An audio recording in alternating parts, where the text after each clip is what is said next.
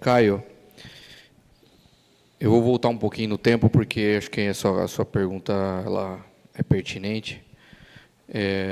Em relação ao elenco que eu encontrei aqui o ano passado, eu acho que a gente vem numa evolução, mas existe uma coisa que é maior do que isso, que chama previsão orçamentária do clube, né? E isso tem que ser respeitado.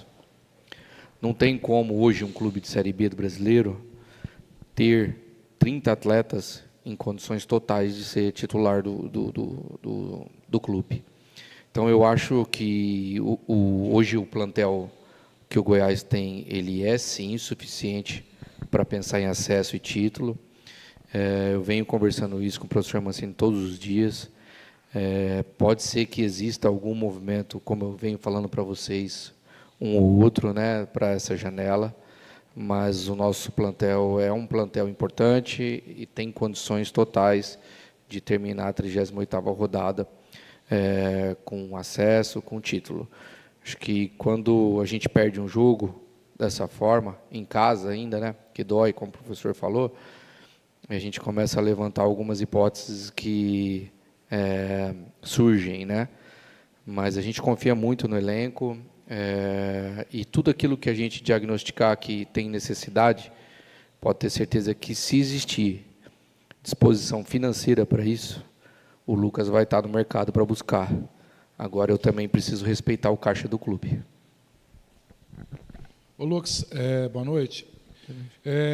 Eu me recordo que algumas coletivas atrás você disse assim que não são os resultados que iriam dizer se você iria contratar ou não um pouco mais para frente. O Goiás é líder do campeonato, é o primeiro colocado, vem de 2 derrotas, enfim.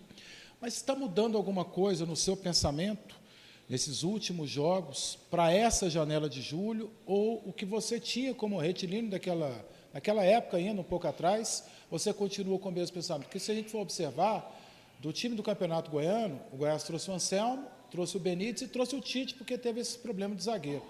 É o mesmo pensamento ou você vem mudando alguma coisa com o que o time vem jogando e com o que você está vendo o elenco? Boa noite. Eu acho que o futebol ele nos traz muitas adversidades, né? Vocês estão acompanhando aí que, como o professor falou, desde que nós perdemos os nossos 2 zagueiros titulares, né? Um em lesão e outro num choque, né, que existiu no jogo, nós tivemos que agir rapidamente no mercado e conseguimos fazer um movimento importante, que foi o do Tite. O futebol ele é muito dinâmico, é óbvio que as análises elas acontecem dia a dia, jogo a jogo. Volto a dizer que eu acho que o nosso plantel é um plantel importante, um plantel bom para o campeonato, muito bom para mim, na minha opinião, e acho que também é a opinião do professor Mancini. Mas, quando você começa a enxergar algumas coisas dentro dos jogos, é natural que a cabeça do executivo também vá, né, não alterando, mas tentando encontrar soluções para os problemas que vão aparecendo. É normal ir aparecendo os problemas, né? Então, acho que ainda é um pouco precoce falar em muitos movimentos de janela, porque, como eu disse, eu acho que o que a gente precisa é uma situação ou outra, né? Como eu já deixei claro que o lateral é um jogador que nós estamos buscando dentro do mercado, né? Até porque, desde a saída do DG, nós não tivemos...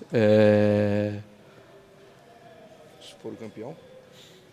Acho que o pessoal foi campeão, hein? Então, assim,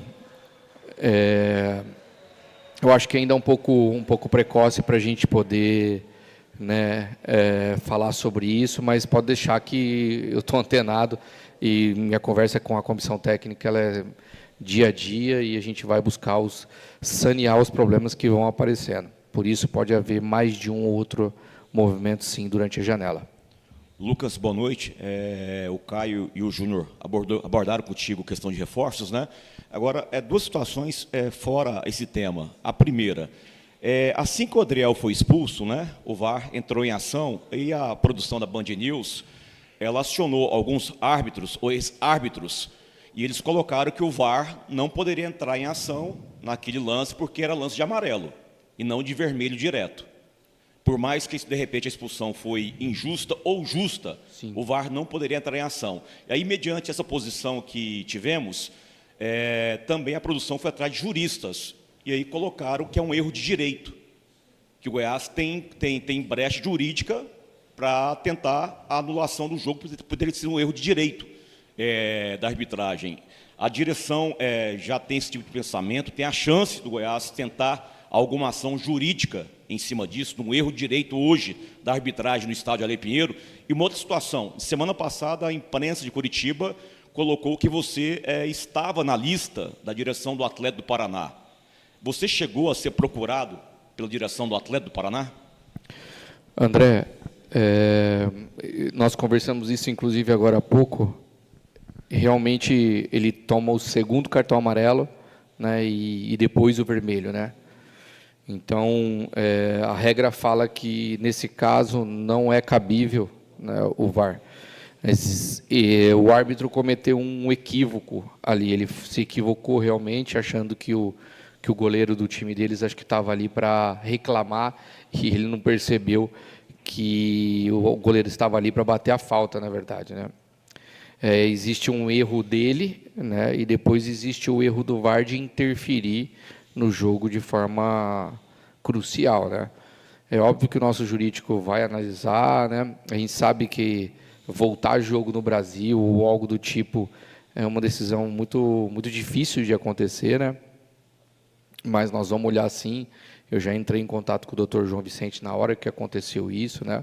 Para a gente poder entender o que é cabível, né? Mas realmente eu lamento porque o árbitro hoje ele fez uma partida ruim, né, na minha opinião, com muitos equívocos, né, sem o controle da partida.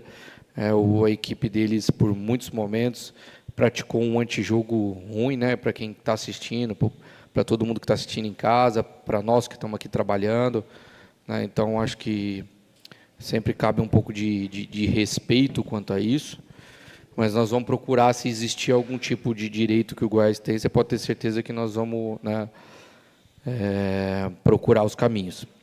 Quanto à situação do Atlético,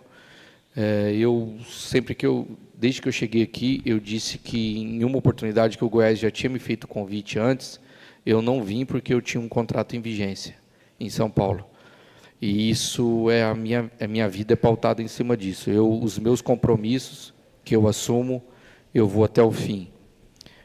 E foi isso que fez com que eu nem pensasse nesse momento. Eu tenho um compromisso com o Goiás, eu tenho um compromisso com o professor Wagner Mancini, com a comissão técnica, com todos os do elenco, e eu vou até o final do campeonato, se assim o Goiás também achar que é interessante. Boa noite, Lucas Andrino. Até voltando na pergunta do André, eu queria entender um pouco mais sobre esse posicionamento.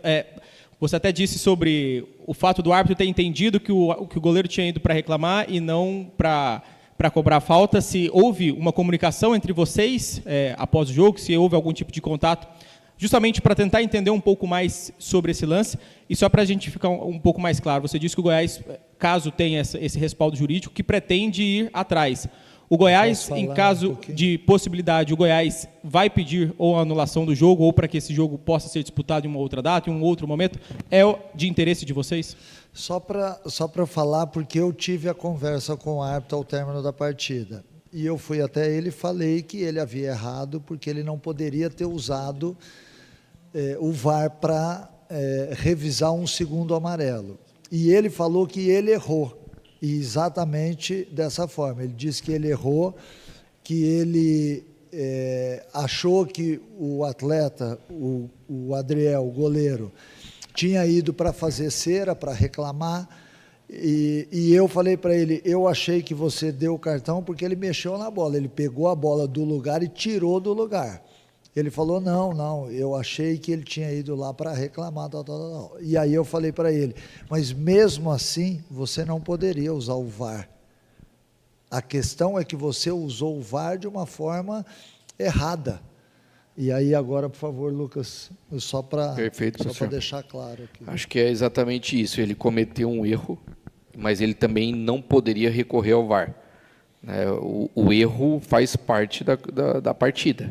Quantos árbitros já erraram, né, e o lance continuou, faz parte. Assim como o jogador erra, assim como o treinador erra, o árbitro também pode errar. Mas ele recorrer a uma opinião externa naquele momento, ele não podia, né? Então, acho que é melhor, para a gente não falar besteira aqui, a gente entender a parte jurídica como um todo.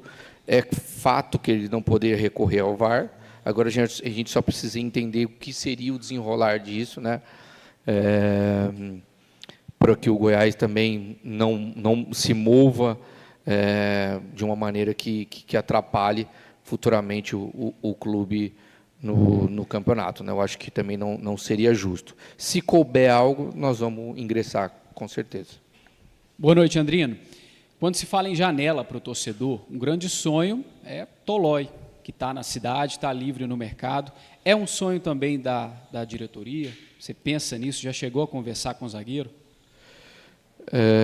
O Rafael Tolói é um jogador que, com certeza, os torcedores do Goiás gostam muito. Desde que eu cheguei aqui, que eu ouço falar há mais de ano já que é para trazer o Tolói, só que nós temos que lembrar que o jogador estava jogando no Atalanta, né? E é normal que um atleta que venha de uma performance como essa ainda tenha um mercado de Série A, né, do brasileiro, ainda tenha um mercado europeu à disposição. Eu conversei com ele e deixei claro para ele que, no momento que ele entendesse, ou que ele tomasse uma decisão na vida dele, de que ele gostaria de voltar para o Goiás, porque isso ele já deixou claro, a gente só não entendeu ainda qual é o timing disso, as portas estariam abertas, porque um jogador dessa magnitude, um jogador que tem uma identificação como essa com o clube, é óbvio que ele vai ser muito bem-vindo e óbvio que ele tem que caber também dentro da questão orçamentária do clube, né? Mas eu não vejo isso com possibilidade para agora, né? Então, e se ele tomar essa decisão agora na próxima janela, com certeza nós vamos conversar. Lucas, eu vou voltar na minha primeira pergunta só para entender um pouco melhor. Qual que seria a situação financeira do Goiás no momento? O Goiás tem um orçamento, né, anual que é destinado para o futebol. Boa parte dele, né, não consigo te precisar aqui o percentual, mas hoje essa competição, aquilo que ainda é disponibilizado para os clubes a título da maior receita, que é direito de TV, ainda é um valor muito aquém do tamanho do Goiás. Por isso que o Goiás precisa sair dessa competição o quanto antes, né, e voltar para a Série A. Então, assim, eu não posso te falar números aqui exatos, até porque o portal de transparência do clube, né, ele deixa isso muito claro, mas nós temos um orçamento suficiente e aprovado pelo Conselho de Administração para brigar por título e para brigar por acesso. Hoje nós estamos no limite, né? Então, para a gente fazer algum movimento financeiro, teria que ou haver algum tipo de desafogo, né, de alguma coisa que saia, né, algum valor que custa para o clube mensalmente de expressão, para que a gente possa, no mercado, fazer o movimento, né? Então, é isso. Mas eu venho conversando muito com o Conselho de Administração, venho conversando muito com agora o presidente do Conselho Deliberativo, Paulo Rogério, para que a gente se prepare para a janela, né, em movimentos que sejam muito assertivos, e o Goiás não vai deixar de fazer, talvez por um valor que seja pequena a diferença, né? Eu só digo que a gente tem que respeitar os caixas do clube, porque o Goiás, ele é um clube que, durante todos esses últimos anos dele, ele sempre foi muito respeitoso com o caixa, e eu acho que isso foi o maior legado que todos que passaram aqui deixaram para o clube.